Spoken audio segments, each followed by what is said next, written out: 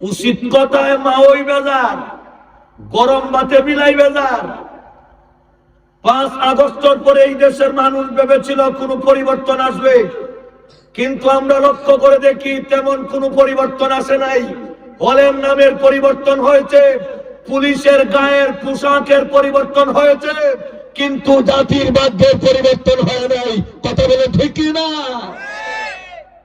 পরিবর্তন আসবে না যতদিন না মানুষের অন্তরে আল্লাহর ভয় আসবে না, যতদিন না আল্লাহর জমিনে আল্লাহর বিধান প্রতিষ্ঠিত হবে না,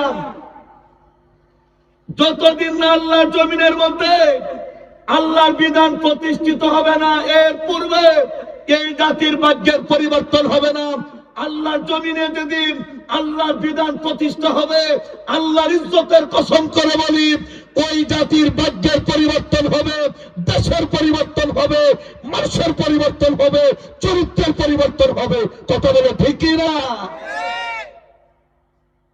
আমার ভাই, এই জন্য আমরা বলি, আমি ইদানিং সব জায়গায় এই ওয়াজটা করছি, আগামী 12 তারিখের নির্বাচনে যারাই বিজয় লাভ করবে, আমাদের একটা দাবি, 5 ওয়াক্ত নামাজ আল্লাহর বিধান রাষ্ট্রীয়ভাবে যখন বাধ্যতামূলক করা হয়। কথা বলে ঠিক না? কথা শোনেন, মানুষের ভাগ্যে কেমনে পরিবর্তন আসে। নামাজ কার বিধান? আরো জোরে কোন ভাই, কার বিধান? নামাজ আল্লাহর বিধান, ফরজ, বাস্তবায়ন হবে আপনার মাধ্যমে, বাস্তবায়ন হবে আমাদের মাধ্যমে। এই জন্য ইসলামী সরকার দরকার।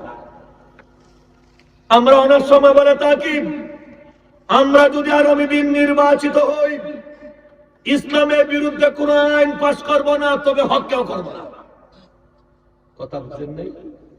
ইসলামের বিরুদ্ধে কোন আইন পাস করব, তাহলে ফকের যারা এটা করার দরকার না, এখানে কিন্তু হয় না।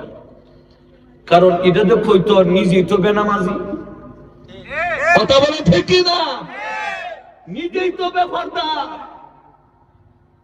নিজেই তো ফসকি নস্কি করে হোটেল রেস্তোরাঁ, নিজেই যদি বিভিন্ন প্রকারের গুনাহে লিপ্ত হয়, এর বিরুদ্ধে আইন যদি করা হয়, আমি নিজেই তো ধরা হব। কথা বলে ঠিক না?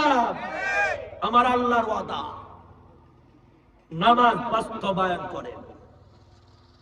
নাম্বার 1, কোন ইসলামী, অসামাজিক, অপসাংস্কৃতিক সকল প্রকারের গুনাহ থেকে